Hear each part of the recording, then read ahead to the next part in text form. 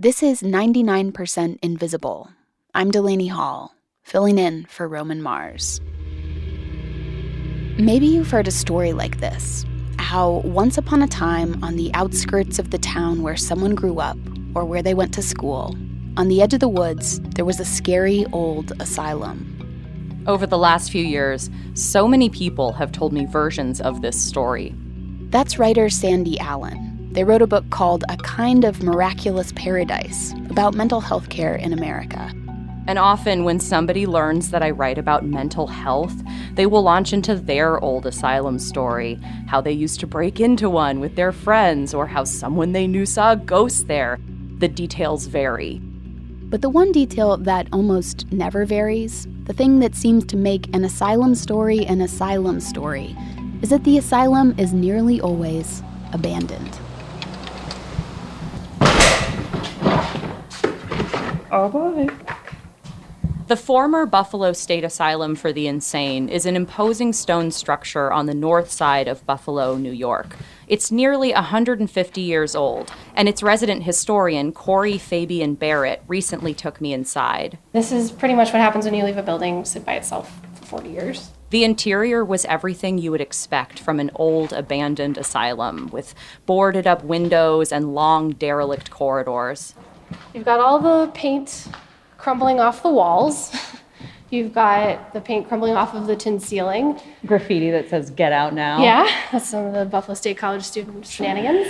All of the doors had been taken off their hinges. Parts of the building were charred black by fire. Yeah, there have been many fires here. So this fire actually took place in 1975, right after the patients moved out. But it didn't take the whole building. Nope. Fire department responded in the nick of time. Also, these buildings are built like medieval castles. And that's not an exaggeration. Even though the building was falling apart, it was clear that back in the day, it hadn't just been imposing, but fancy. The floors had been laid with designer tile imported from England. The exterior was made with Medina sandstone. Buckingham Palace is faced in Medina sandstone. The Brooklyn Bridge, Medina sandstone. They did not skimp at all. But more than anything else, the main thing that stood out about the asylum at Buffalo State was its size. The building was huge, over a third of a mile long. It boasted its own subway passage, so carriages could take people from one side of the building to the other. Today, there are more than 100 abandoned asylums in the United States, many of them not all that different from Buffalo State. It's one of the reasons we're all so familiar with the idea of the big empty asylum in the woods. Few, however, stop to wonder where all these structures came from. But in fact, the massive building, the impressive grounds, the fine materials, all of this was part of a treatment regimen developed by a singular Philadelphia doctor. A physician who was obsessed with architecture and how it could be harnessed therapeutically to cure those who'd gone insane. Dr. Thomas Story Kirkbride. Dr. Kirkbride was an amazing man. When Corey Fabian Barrett speaks about Kirkbride, you cannot help but notice she is a fan. He was one of the first people in America to say there's something better we could be doing for people with mental illness, that it was something that could potentially be treated and cured, that it wasn't just a condition where you would lock somebody up in the basement and throw away the key. Thomas Kirkbride was a Quaker, born in the Pennsylvania countryside in 1809. His father was a farmer, but young Kirkbride discovered early on that he wasn't suited to farming, and he decided to become a doctor. At first, he wanted to be a surgeon. Then he got kind of randomly talked into working instead at a Quaker-run insane asylum outside of Philadelphia. A quick note about language. Historically, words that may sound offensive now, like insane or lunatic, would have been commonplace in the late 18th and early 19th century, even used by medical professionals. So for clarity's sake, we'll be using the terminology that Kirkbride would have used. And back then, when someone was deemed insane, it was often thought to be the person's own fault. The assumption was they were forsaken by God, or they were possessed by demons, or they had done something to deserve to be in such a desperate condition. Carla Yanni is an architectural historian at Rutgers who wrote a book called The Architecture of Madness, and she says that what happened to someone who was labeled insane in the early 19th century would have depended mostly on their class. Wealthy families often kept insane relatives at home or paid for them to live in private madhouses. Poorer people fared worse. Some of them were kind of cast out to walk along roads. A lot of them ended up in county jails. A lot of them ended up in some kind of, small, privately run almshouse. What madhouses did exist were more like prisons, largely focused on confining and often torturing people. In some, such as England's infamous Bedlam, the public could even pay to come gawk and laugh at those kept inside. People would go and look at the patients as if they were animals in a zoo. But at the Quaker asylum outside Philadelphia, called the Friends Asylum, Thomas Kirkbride was exposed to something very different, a newer, gentler philosophy of how to manage the people in their care. It was called moral treatment. And the starting idea was that the mentally ill person was not responsible for his or her illness. Pioneered by a small handful of asylums in Europe, moral treatment was part of a growing trend among professional physicians who believed that patients didn't have to be confined indefinitely. Instead, they could be treated, even cured. That meant the person should get enough rest, should sleep on a regular schedule, should eat healthy food, should go for walks and get exercise, should go out and experience nature. All of those things were built into treatment. Kirkbride worked a few years at the Friends Asylum, learning and practicing moral treatment. Then in 1840, he became superintendent of his own asylum, the Pennsylvania Hospital for the Insane. And it was here that he began thinking about another way to treat insanity. More specifically, he started thinking a lot about the environment where patients were treated. Because there was a ward for the mentally ill in the basement. Patients were kept in very small cells. And I think they were given food, maybe blankets, but not much more than that. And it was in a spirit of reforming that basement ward that Kirkbride tried to think about a new way to treat people. As part of a push to get patients out of that prison-like basement, the hospital had already commissioned a brighter, more spacious building in the countryside. But Kirkbride came to believe that even this wasn't enough. Specifically, he wished an asylum superintendent like him, who actually treated insanity, had been consulted when the building had been designed. So a few years later, when he was finally given the opportunity to construct his own facility for the hospital, Kirkbride began to experiment. The architecture of the building, the landscaping of its grounds, the efficiency of its operation, even the demeanor of the staff, nothing was left to chance. And when he was done, he set down everything he learned in an extremely detailed book called On the Construction, Organization, and General Arrangements of Hospitals for the Insane, with some remarks on insanity and its treatment. And it's a how-to book. A book on how to construct the perfect asylum. There's an illustration of the model asylum. There are pages and pages about how to design the heating system, what to do about running water. There are descriptions of how to design the windows so that they look like ordinary windows, but also so they would prevent patient suicides. Most patients of this era were committed by their families and wouldn't be free to go. But Kirkbride didn't want people to feel like they were in a jail, so the fence around the asylum was also disguised. So he recommends building a trench, kind of slowly slopes down. Then you put the wall in the trench, and then you build it back up on the other side. That way, it still wouldn't be possible for a patient to escape. Or the word they used was elope. It's not possible for a patient to elope, but you can't see a big, looming, giant wall from inside the hospital. But the most striking aspect of Kirkbride's plan for this asylum/hospital of the future wasn't the windows or the fences or the plumbing. It was the building's shape. A shallow V shape, like a row of birds in flight. The V consisted of two diverging series of wards or pavilions.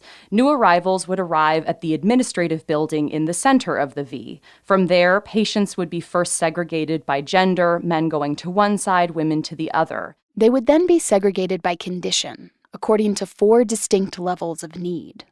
Corey Fabian Barrett says that patients requiring the most care would be kept in the pavilions furthest from the center, which meant that as you improved, you'd literally move towards the exit. So the kind of optimistic philosophy there is you'd show up you're in terrible shape, you need so much help, you're sent to the 5th building. The magical curative powers of the architecture and the Kirkbride Plan and keeping active would make you a little bit better, and you'd go to 4, and then 3, 2, 1, and then you'd walk out the front doors. Since each of the pavilions would be set back slightly from the last, attendants could easily open windows on all 4 sides, aiding in ventilation.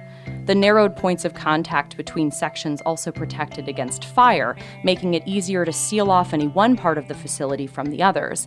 Nature itself was thought to be curative, and so Kirkbride called for the asylum to be surrounded by parkland. That meant as you walked down the building's tiered corridors with their tall ceilings, in almost every direction you turned, you would see towering landscapes of greenery and sky.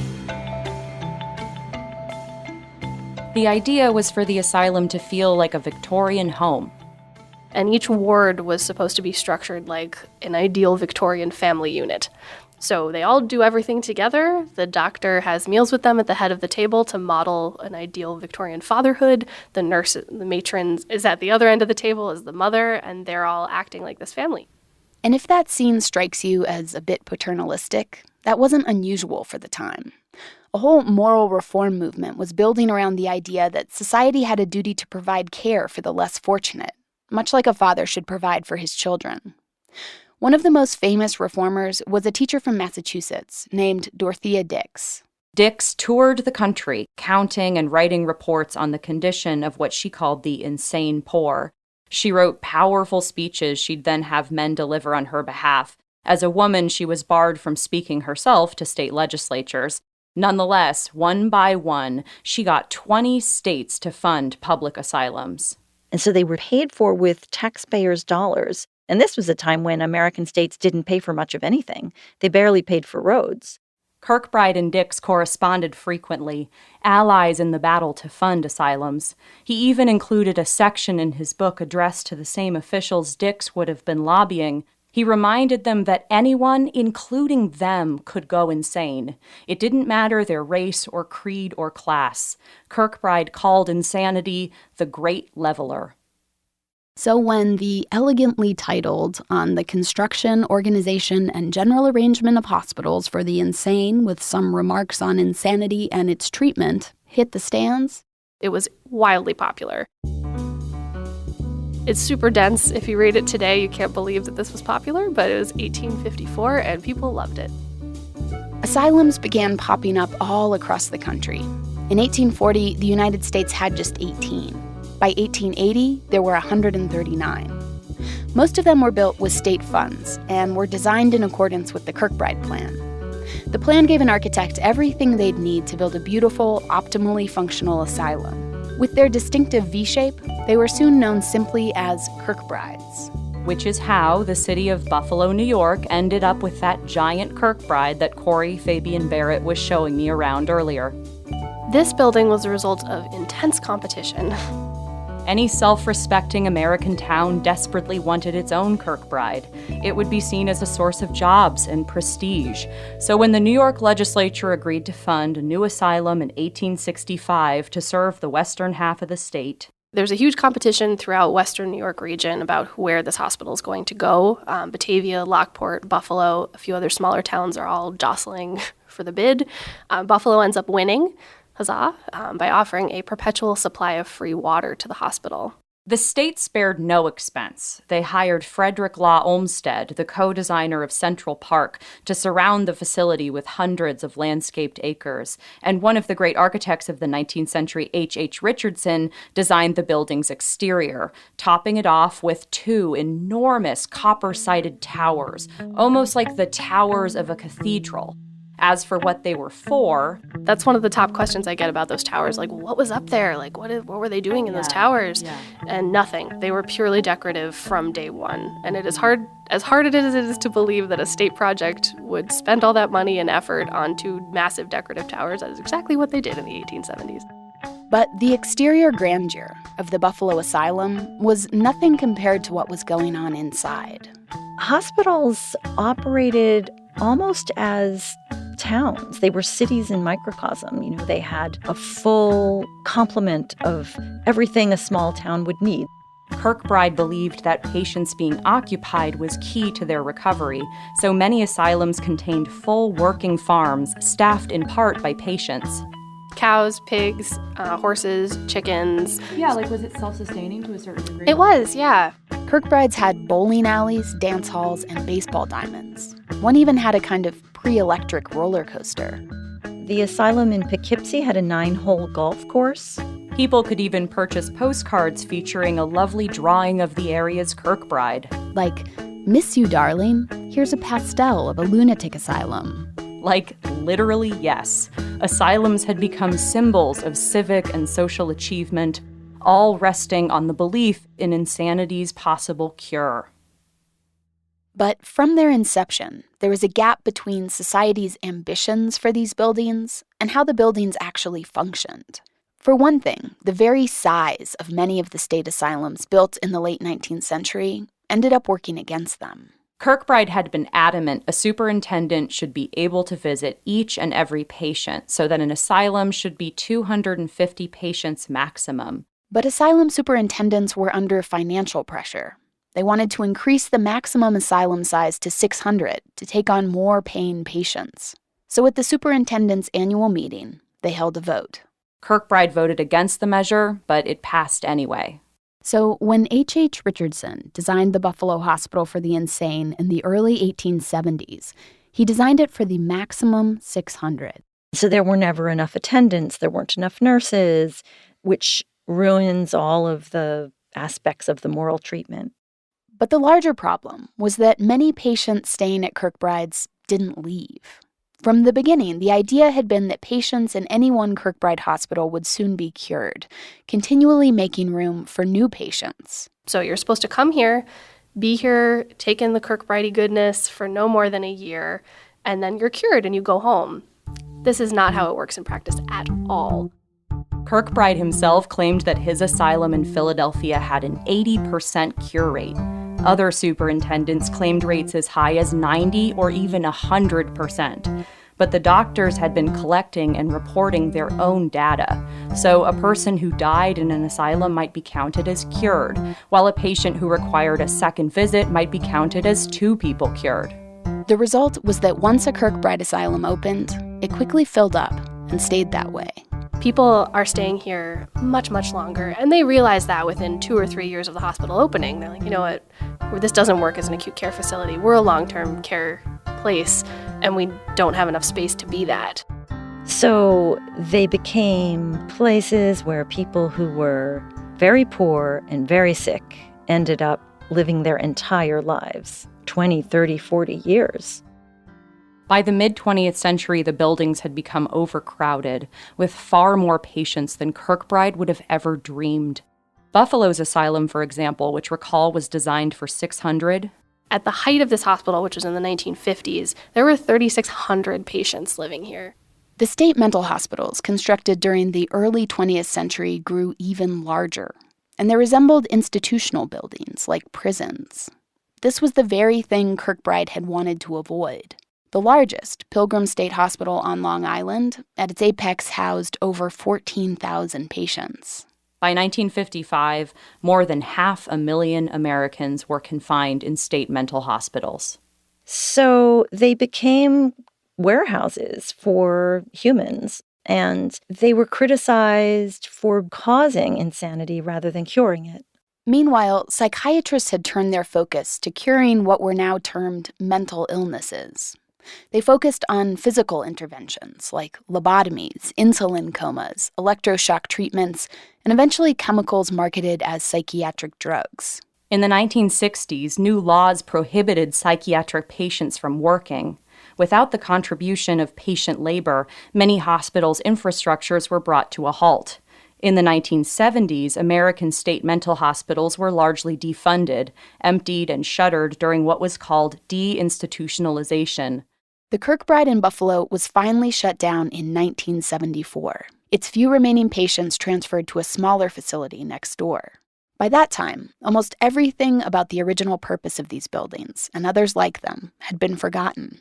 Asylums were reduced to the role of a pop culture trope, one built entirely out of their last gruesome chapter. Welcome to Arkham, Batman. Take Batman's Arkham Asylum, sitting just outside Gotham, alone on a hill with its grand Gothic architecture. Don't bother screaming for help. The white coats can't hear you. Or the terrifying institutional nightmare of One Flew Over the Cuckoo's Nest. May I have my cigarettes, please, Miss Ratched? Which was incidentally filmed in a Kirkbride in Oregon, featuring many actual patients as extras. I heard your question, Mr. Cheswick, and I will answer your question as soon as you've calmed down. And then there's pretty much anything from season 2 of the FX Ryan Murphy show, American Horror Story, Asylum. Please help me, I don't belong here! Get me out of here! Is electroshock therapy something you would suggest?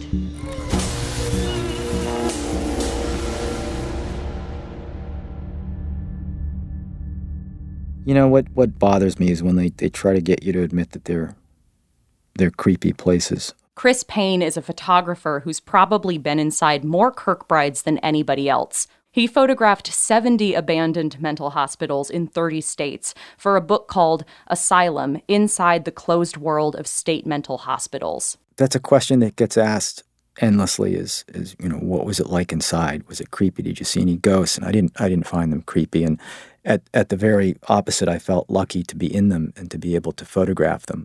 Before he was a photographer, Chris Payne was actually an architect. So to him, that these places used architecture itself as treatment was all the more impressive. I think that, when you go to architecture school, every architect dreams that their design or their building is going to sway someone, move someone on that level, change their lifestyle, change their mind.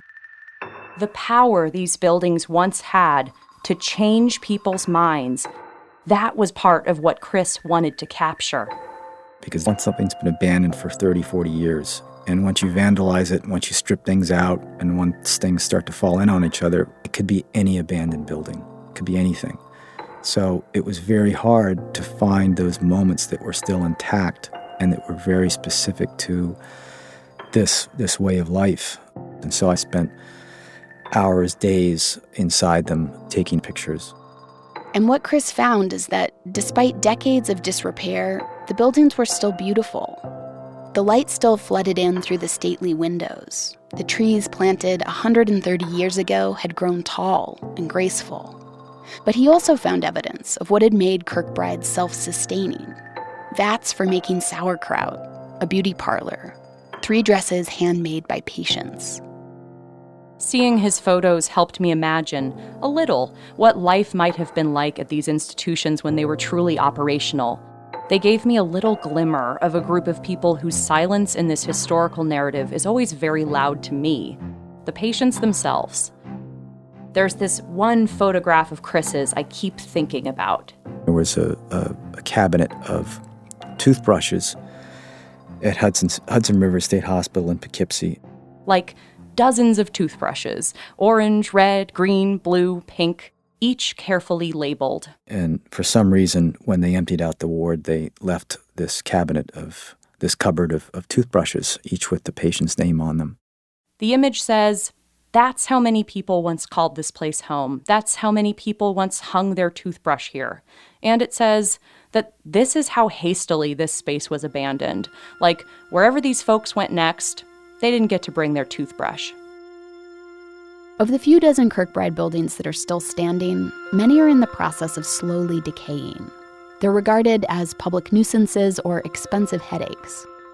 A handful have managed to stay open, though often in a very diminished capacity. A small portion of the building used for some administrative function, while the rest is abandoned. Some Kirkbrides have been or are being transformed into condos, Another one in Sydney, Australia, became home to an art school. And then there's the Kirkbride in Washington, D.C., St. Elizabeth's. It's about to become the headquarters for Homeland Security. As for the Kirkbride in Buffalo, it's not entirely abandoned either. Part of it is now a luxury hotel. Corey Fabian Barrett told me it's an especially popular spot to get married, sometimes because the couple is interested in the history of the asylum. Although other times, she says, they just want a place that looks like Hogwarts. Strolling the hotel's long, bright hallways, I could sometimes catch a glimpse of the still abandoned part of the asylum just one wing over. On the building's front were these somewhat menacing-looking, caged-in porches. I'd noticed them when I first arrived, although actually standing in one had been nothing at all like I'd expected. We can go out on the porch, actually. Oh, this is a porch. Yeah. Whoa! It's one of my favorite places. Oh! I love it out here. Yeah, so this is a terrace. Right. It's not a cage. Yeah, so this is one of my favorite places to bring people on tours because I'm the first one to admit they look terrible from the outside. They do look like a cage. But once you actually stand in them and get out in them, you get a totally different perspective. And you're like, oh, yeah, this would have been a nice spot. Yeah. Oh, this is cool. Yeah. Wow.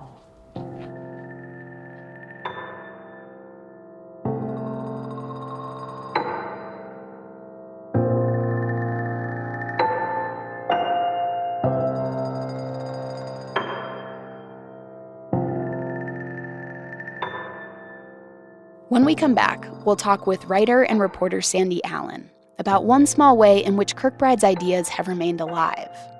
Only this time in a place that is most definitely not abandoned.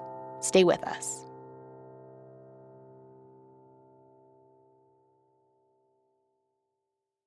So a few years ago, Sandy Allen came across a story related to Kirkbride's legacy today. And they found it in a place you might not expect, which was at the big annual meeting of the American Psychiatric Association. So a little background, the APA was actually co-founded by Thomas Kirkbride in 1844, and at first it was about a dozen asylum superintendents who would come together to swap information about how to best use their buildings to cure patients. Today, the organization is totally different. There are about 40,000 psychiatrists who are members, and they've become pretty entangled with the pharmaceutical industry.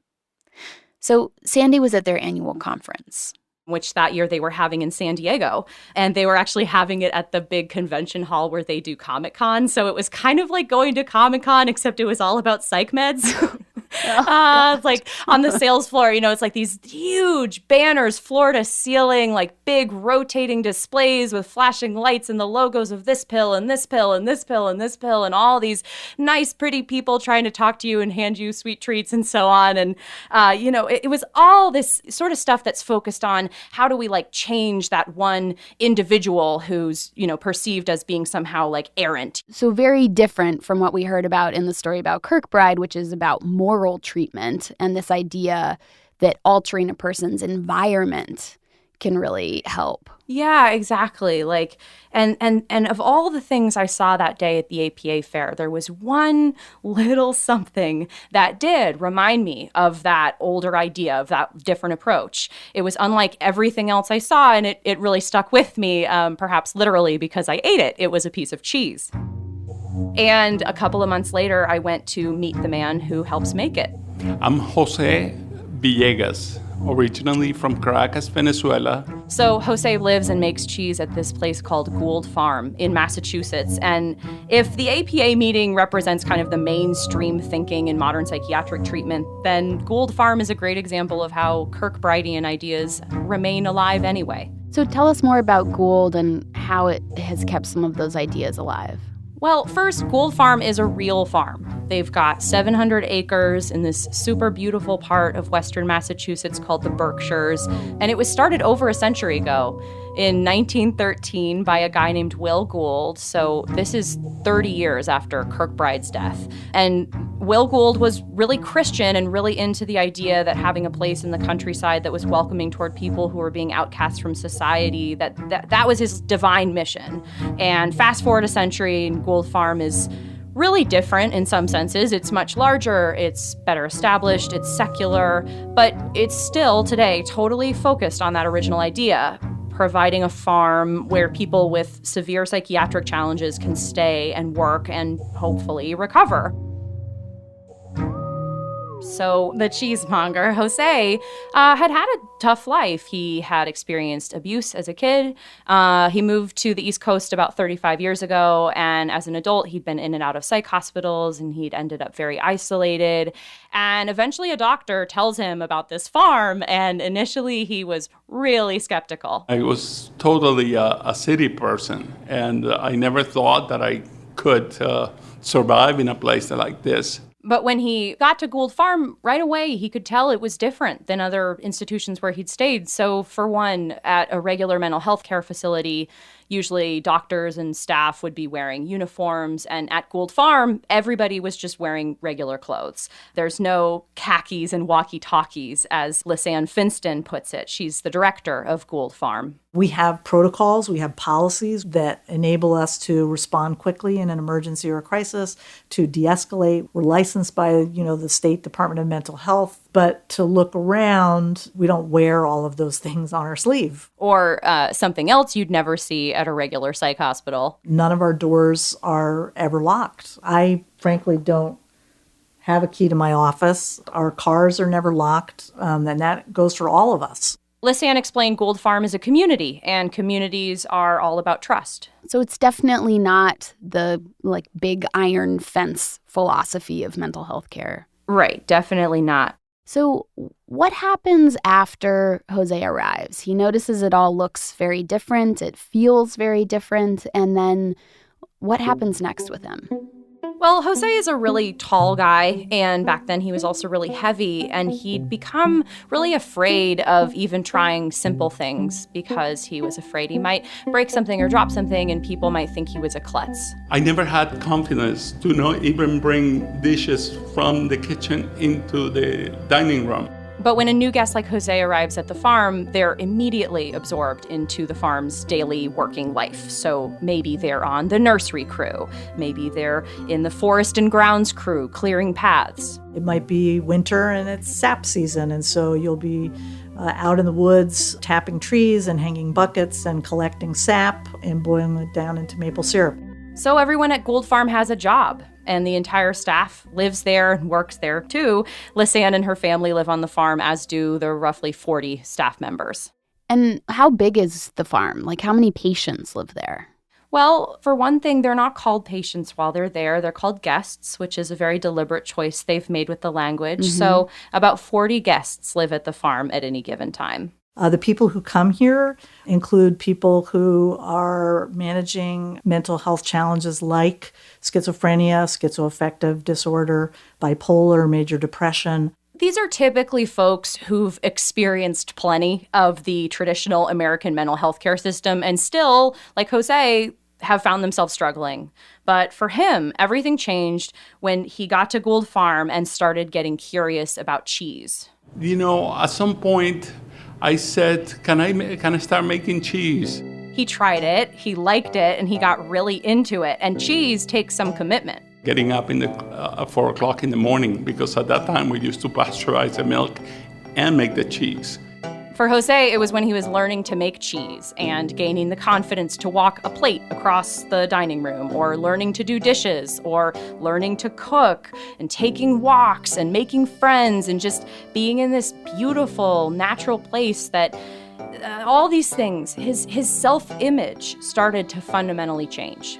And I started to develop a lot more confidence in myself. I didn't see myself as a klutz anymore, or as a social reject. Jose eventually even worked at Gould Farm's roadside diner, which is another thing that's really unique about this place. So at the diner, guests are servers and cooks. They are dealing with the public, topping off coffees, selling homemade bagels and these big, gigantic pancakes. And you can, I think, really hear an echo back to Kirkbride in that idea of giving people meaningful work, helping someone feel like they're competent and useful. It's so unlike the mental health care status quo where, people are being shut up in some institutional building, told to wear pajamas all day and play cards. Here instead, you've got people who are presently receiving residential psychiatric treatment, being given this tremendous challenge of running a restaurant, and they are totally kicking butt at it. And so what's up with Jose now? Is he still a guest at Gould Farm? He's actually, today, he's a staff member at the farm.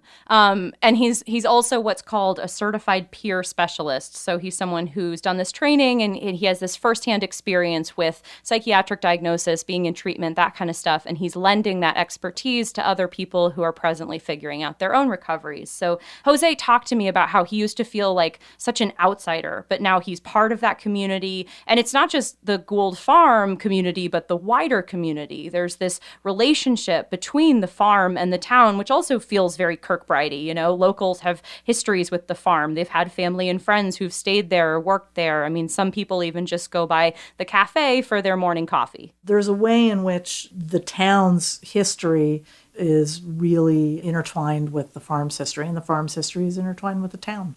And I think it matters that people who are in psychiatric treatment and those who aren't are integrated, that we have opportunities to be reminded of one another's humanity. I think it matters whether people who need mental health care have access to tools like supportive environments, opportunities to grow, to work, to socialize, to be outside. So in a way, what we do here is as old as time, and it's also the case that we know through contemporary research and studies that what we do here is important and makes a difference.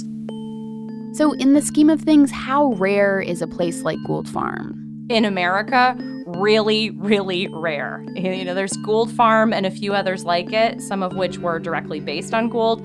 We, the taxpayers, do spend a lot of money on mental health care, but it is not going towards studying or funding approaches like this. We don't receive any government funding, and there's really no insurance reimbursements for people in a residential program. They're a nonprofit and therefore reliant on constant fundraising. This is expensive care to provide. That said, the folks I met at Gould seemed really committed to their path. It isn't necessarily easy, but they do feel strongly it's right. And I'm not going to lie, when the situation regarding mental health care in America right now can feel pretty hopeless. So when I get to eat something as special as a piece of Gould Farm cheddar, I'm glad to feel a little bit of hope. Well, thanks so much, Sandy. Thank you. For much more from Sandy about mental health care in America, read their book, A Kind of Miraculous Paradise, a true story about schizophrenia. It was published by Scribner and is now out in paperback. We also recommend you check out Sandy's new podcast, Mad Chat. The show unpacks what our pop culture is telling us about madness and mental health. Their latest episode is actually about Batman, the animated series. It's somehow fascinating and funny and important all at the same time. 99% Invisible was produced this week by Sandy Allen and edited by Joe Rosenberg. Mix and technical production by Sharif Youssef. Music by Sean Rayal. Katie Mingle is the senior producer. The rest of the team is me, Delaney Hall, Avery Trufelman, Emmett Fitzgerald, Vivian Lee, Sophia Klatzker, and Roman Mars. We are a project of 91.7 KALW in San Francisco, and we're produced on Radio Row in beautiful downtown Oakland, California. I cannot do that as well as Roman.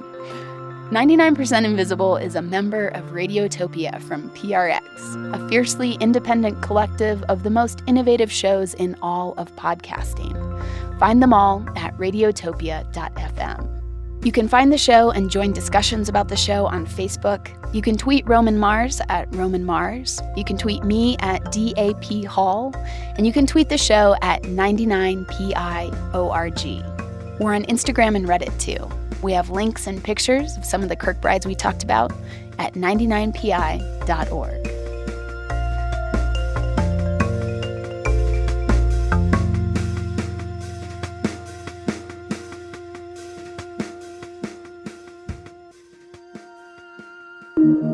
Radiotopia from